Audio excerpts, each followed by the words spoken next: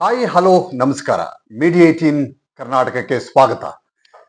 ಇವತ್ತು ನಾವು ರಾಜಕೀಯದ ಅತಿ ದೊಡ್ಡ ಬೆಳವಣಿಗೆಯನ್ನ ನಾವು ನೋಡ್ತಾ ಇದ್ದೀವಿ. ಏನು ಅಂತಂದ್ರೆ, ಸ್ಪೀಕರ್ ಹುದ್ದೆಯಿಂದ ಬಸವರಾಜ ಹೊರಟ್ಟಿ ಅವರನ್ನ ಕೆಳಗಿಳಿಸುವಂತಹ ಒಂದು ಪ್ರಯತ್ನವನ್ನ ಕಾಂಗ್ರೆಸ್ ಸರ್ಕಾರ ಮಾಡ್ತಾ ಇದೆ. ಕಾಂಗ್ರೆಸ್ ಸರ್ಕಾರ ಅನ್ನೋದಕ್ಕಿಂತ ಕಾಂಗ್ರೆಸ್ ಹೈಕಮಾಂಡ್ ಮಾಡ್ತಾ ಇದೆ.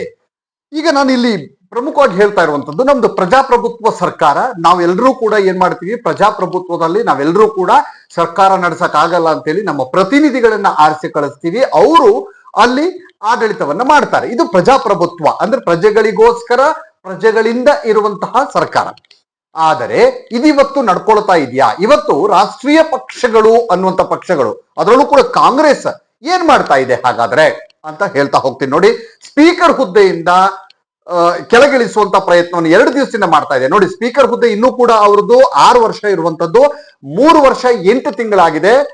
ಬಸವರಾಜ ಹೊರಟ್ಟಿ ಅವರು ಈಗ ಸ್ಪೀಕರ್ ಹುದ್ದೆಗೆ ಬಂದು ಇನ್ನೂರು 2028 ಜುಲೈ ತನಕ ಇರಬೇಕು ಅವರ ಅಧಿಕಾರಾವಧಿ ಇರುತ್ತೆ. ಆ ಸ್ಪೀಕರ್ ಹುದ್ದೆ ಅನ್ನುವಂಥದ್ದೇನು ಅಂತಂದ್ರೆ, ಒಂದು ಬಹಳ ಅತ್ಯುನ್ನತವಾದಂತಹ ಹುದ್ದೆ. ಇದು ರಾಜಕೀಯ ಹುದ್ದೆ ಅಲ್ಲ, ಸಾಂವಿಧಾನಿಕವಾದಂತಹ ಹುದ್ದೆ. ಇದು ಜಡ್ಜ್ಗೆ ಯಾವ ಲೆವೆಲ್ ಇರುತ್ತೋ ಅದೇ ರೀತಿಯಾದಂತಹ ಒಂದು ಮಹತ್ವ ಈ ಹುದ್ದೆಗಿರುತ್ತೆ, ಸ್ಪೀಕರ್ ಹುದ್ದೆಗಿರುತ್ತೆ. ಪಕ್ಷಾತೀತವಾಗಿರುತ್ತೆ, ಅಂದ್ರೆ ಯಾವುದೇ ಪಕ್ಷದ ಪರವಾಗಿ ಮಾತನಾಡಂಗಿಲ್ಲ ಅಂತಹ ಒಂದು ಹುದ್ದೆ, ಅಂದ್ರೆ ಜಡ್ಜ್ ರೀತಿಯ ಇರುವಂತಹ ಒಂದು ಹುದ್ದೆ ಸ್ಪೀಕರ್ ಹುದ್ದೆ. ಇದು ಲಾಸ್ಟ್ ಈಗ 3 ವರ್ಷ 2 ತಿಂಗಳಾಗಿದೆ. ಏನು ಈಗ ಕೆಳಗಿಳಿಸುವಂತ ಪ್ರಕ್ರಿಯೆಯನ್ನು ಹೈಕಮಾಂಡ್ ಹೇಳ್ತಂತೆ, ಅದಕ್ಕೋಸ್ಕರ ಈಗ ಕೆಳಗಿಳಿಬೇಕು ಅಂತ. ಅಂದ್ರೆ ಡಿ ಕೆ ಶಿವಕುಮಾರ್ ಅವರು ಬಸವರಾಜ ಹೊರಟ್ಟಿ ಅವರಿಗೆ ನೀವು ರಾಜೀನಾಮೆ ಕೊಟ್ಟು ಕೆಳಗಿಳಿರಿ ಅಂತ ಹೇಳಿ, ಅದಕ್ಕೆ ಅವ್ರು ಒಪ್ತಾ ಇಲ್ಲ. ಯಾಕಂದ್ರೆ ಸಾಂವಿಧಾನಿಕವಾಗಿ ಹಾಗೆ ಹೇಳಂಗೆ ಇಲ್ಲ, ನೀವು ರಾಜೀನಾಮೆ ಕೊಟ್ಟು ಕೆಳಗಿಳಿಸಿ ನಾವು ನಿಮ್ಮನ್ನ ಬೇರೆ ಮಾಡ್ತೀವಿ ಅಂತ ಹೇಳಂಗೆ ಇಲ್ಲ. ಯಾಕಂದ್ರೆ ಅವ್ರ ಅಧಿಕಾರಾವಧಿ ಪೂರ್ಣಗೊಳ್ಬೇಕು, ಪೂರ್ಣಗೊಳ್ಳೋದ್ರೊಳಗೆ ಅವ್ರನ್ನ ಕೆಳಗಿಳಿಸ್ಬೇಕಂದ್ರೆ ಕೆಲವೊಂದು ಪ್ರಕ್ರಿಯೆ ಇದೆ.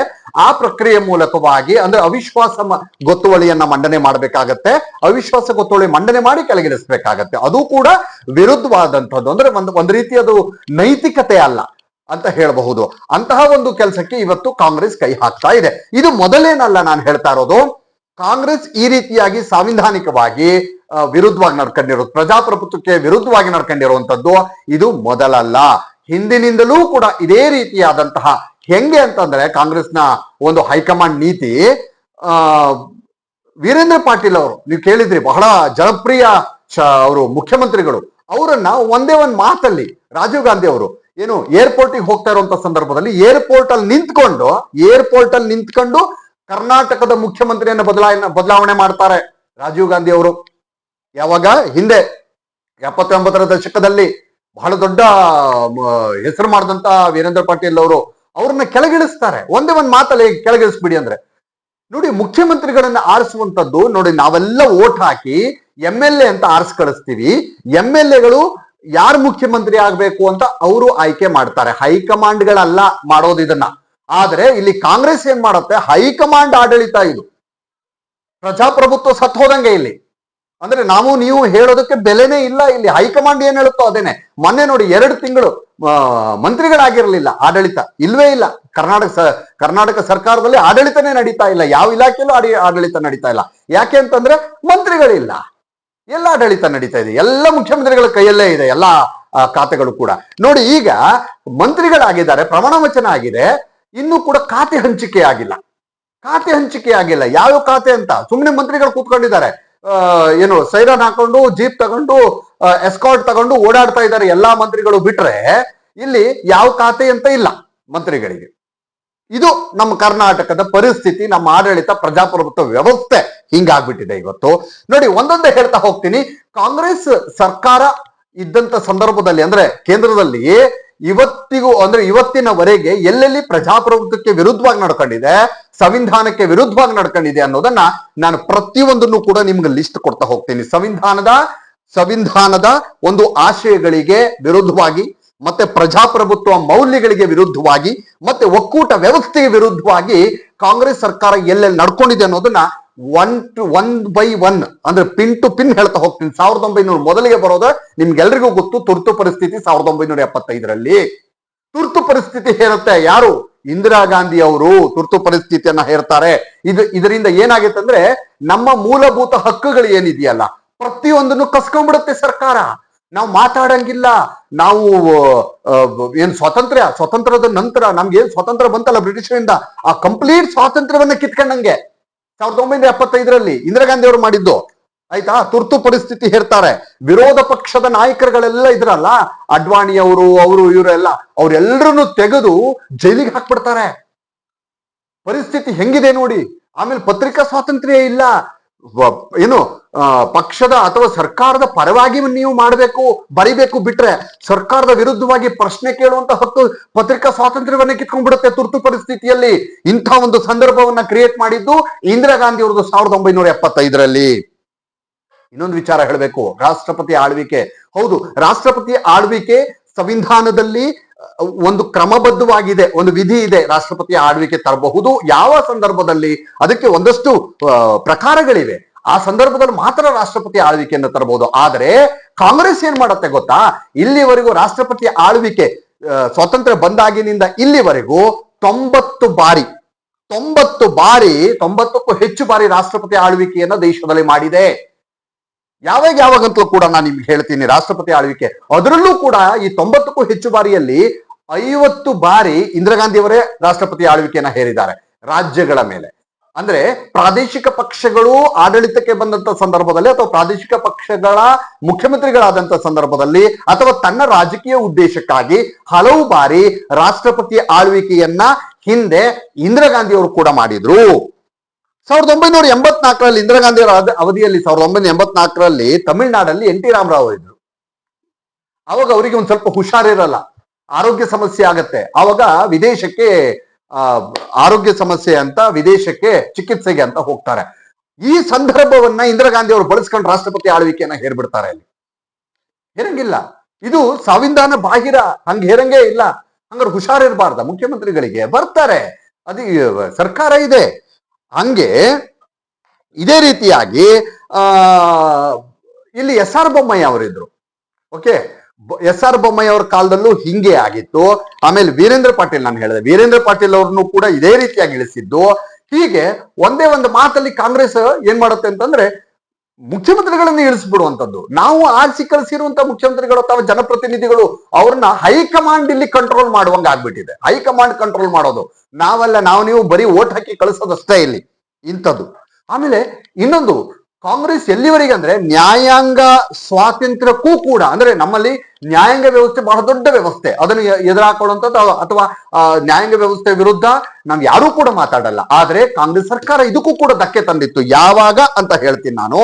ನೋಡಿ, ಹಿರಿಯ ಆಧಾರದ ಮೇಲೆ, ಅಂದ್ರೆ ಹಿರಿಯರ ಆಧಾರದ ಮೇಲೆ, ಸೀನಿಯಾರಿಟಿ ಆಧಾರದ ಮೇಲೆ ಮುಖ್ಯ ನ್ಯಾಯಮೂರ್ತಿಗಳನ್ನ ಆಯ್ಕೆ ಮಾಡ್ತಾರೆ.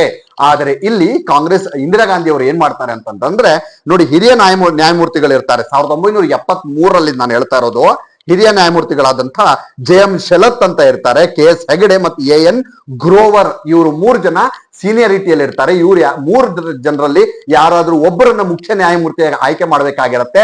ಆದ್ರೆ ಇಂದಿರಾ ಗಾಂಧಿ ಅವರು ಏನ್ ಮಾಡ್ತಾರಂತಂದ್ರೆ, ತಮಗೆ ಯಾರು ಆಪ್ತರಾಗಿದ್ರು ಅವರನ್ನ ಇಲ್ಲಿ AN ರಾಯ್ ಅಂತ ಹೇಳಿ ಅವರನ್ನ ಇವರು ಮುಖ್ಯ ನ್ಯಾಯಮೂರ್ತಿಯಾಗಿ ಆಯ್ಕೆ ಮಾಡ್ತಾರೆ. ಮುಖ್ಯ ನ್ಯಾಯಮೂರ್ತಿ ತಮಗೆ ಯಾರು ಬೇಕು ಅವ್ರನ್ನ, ಇಲ್ಲಿ ಹಿರಿಯರಿಲ್ಲ, ಸೀನಿಯಾರಿಟಿ ಇಲ್ಲ, ಎಲ್ಲಿ ನ್ಯಾಯಾಂಗ ವ್ಯವಸ್ಥೆಯಲ್ಲೇ ಕೈ ಹಾಕ್ತಾರೆ. ಆಮೇಲೆ 1976ರಲ್ಲಿ ನೋಡಿ, 76ರಲ್ಲಿ ಇನ್ನೊಂದು ವಿಚಾರ, ಇದಂತೂ ಬಹಳ ಸಂವಿಧಾನ ತಿದ್ದುಪಡಿ. ಕಾಂಗ್ರೆಸ್ ಮಾತಾಡುತ್ತೆ, ಬಿಜೆಪಿ ಅವರು ಸಂವಿಧಾನ ಚೇಂಜ್ ಮಾಡಕ್ ಹೊರಟಿದ್ದಾರೆ. ಕಾಂಗ್ರೆಸ್ ಚೇಂಜ್ ಮಾಡಕ್ ಹೊರಟಿದೆ ಹಿಂದೆ. ಯಾವಾಗ? 1976ರಲ್ಲಿ. ಓಕೆ, ಸಂವಿಧಾನವನ್ನ ತಿದ್ದುಪಡಿ, ಮೂಲ ರಚನೆ ಇದೆಯಲ್ಲ, ಸಂವಿಧಾನದ ಮೂಲ ರಚನೆಗೆ ತಿದ್ದುಪಡಿ ಮಾಡುವಂತ ಪ್ರಯತ್ನವನ್ನ ಕಾಂಗ್ರೆಸ್ ಆವಾಗ ಮಾಡಿತ್ತು. ಏನು ಅಂತ ಹೇಳ್ತೀನಿ. ಪ್ರಧಾನಿ ಅಂದ್ರೆ ಇಲ್ಲಿ ಏನಾಗಿತ್ತು ಅಂತಂದ್ರೆ, ಪ್ರಧಾನಿ ಅವರು ಮತ್ತೆ ಸಂಸತ್ತಿಗೆ ಹೆಚ್ಚಿನ ಆಡಳಿತ, ನ್ಯಾಯಾಂಗಕ್ಕಿಂತ ಸಂಸತ್ತು ಮತ್ತೆ ಪ್ರಧಾನಿ ಅವರಿಗೆ ಹೆಚ್ಚಿನ ಆಡಳಿತವನ್ನ, ಅಂದ್ರೆ ಅವರ ಮಾತೆ ಅಥವಾ ಅವರ ಕಾನೂನೇ ಫೈನಲ್. ಇಲ್ಲಿ ಅದನ್ನ ಹೈಕೋರ್ಟ್ ಮತ್ತೆ ಸುಪ್ರೀಂ ಕೋರ್ಟ್ ಕೂಡ ಪ್ರಶ್ನೆ ಮಾಡುವ ಹಾಗಿಲ್ಲ. ಆ ರೀತಿಯ ಒಂದು ತಿದ್ದುಪಡಿಯನ್ನ, 42ನೇ ತಿದ್ದುಪಡಿಯನ್ನ, ಸಂವಿಧಾನದ ಮೂಲ ರಚನೆ ಬದಲಾಯಿಸುವ ಪ್ರಯತ್ನವನ್ನ ಕಾಂಗ್ರೆಸ್ 1976ರಲ್ಲಿ ಮಾಡುತ್ತೆ. ಅವಾಗ ಆಮೇಲೆ ಅದನ್ನ ಜನತಾ ಪಕ್ಷ ಬರುತ್ತೆ ನೆಕ್ಸ್ಟ್ ಮುಂದೆ, ಆವಾಗ ಬಂದು ಅದನ್ನೆಲ್ಲ ಸರಿ ಮಾಡ್ತಾರೆ ಮುಂದೆ.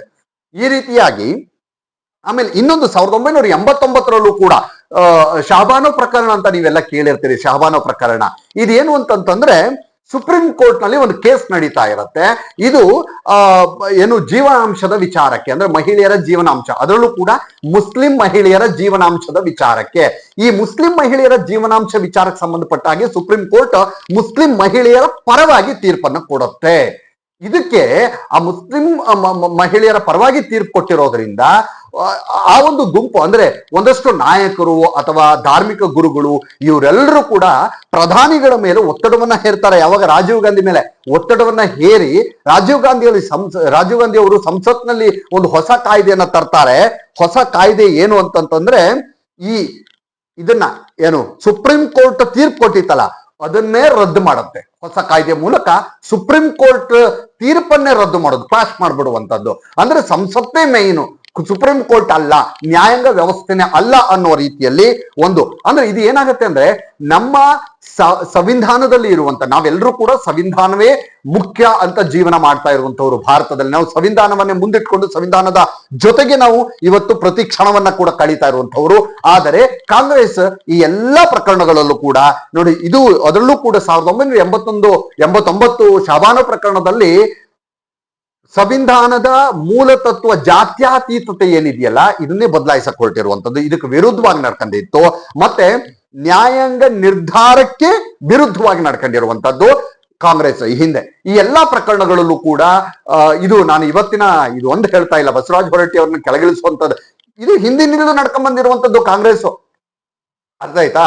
ನಾನು ಇಲ್ಲಿ ಪ್ರಮುಖವಾಗಿ ನಿಮ್ಗೆ ಹೇಳ್ತಾ ಇರೋದು ಏನು ಅಂತಂದ್ರೆ, ನಾವು ರಾಷ್ಟ್ರೀಯ ಪಕ್ಷಗಳು ಏನ್ ಹೈಕಮಾಂಡ್ ಇದೆ, ನಾವಿಲ್ಲಿ ವೋಟ್ ಹಾಕಿ ಜನರನ್ನ ಆಯ್ಕೆ ಅಂದ್ರೆ ನಮ್ಮ ಪ್ರತಿನಿಧಿಗಳನ್ನ ಆಯ್ಕೆ ಮಾಡಿ ನಾವು ಕಳಿಸೋದು ಕೂಡ ಏನು ಪ್ರಯೋಜನ ಇಲ್ಲ.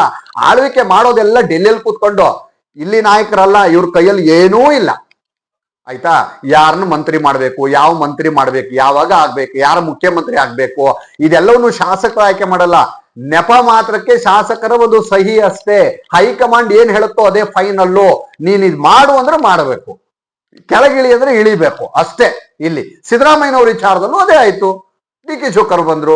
ಅಂದ್ರೆ ಯಾರನ್ನ ಯಾವಾಗ ಕುಳಿಸ್ಬೇಕು ಇಳಿಸ್ಬೇಕು ಎಲ್ಲವೂ ಕೂಡ ಇಲ್ಲಿ ಪ್ರಜಾಪ್ರಭುತ್ವದಲ್ಲಿ ನಾವು ಓಟ್ ಹಾಕಿ ಕಳಿಸ್ತಂತ MLA ಗಳು ಮಾಡ್ತಾ ಇರೋದಲ್ಲ, ಡೆಲ್ಲಿಯಲ್ಲಿ ಕೂತ್ಕೊಂಡು ಹೈಕಮಾಂಡ್ ಮಾಡ್ತಾ ಇರೋದಾಗಿದೆ.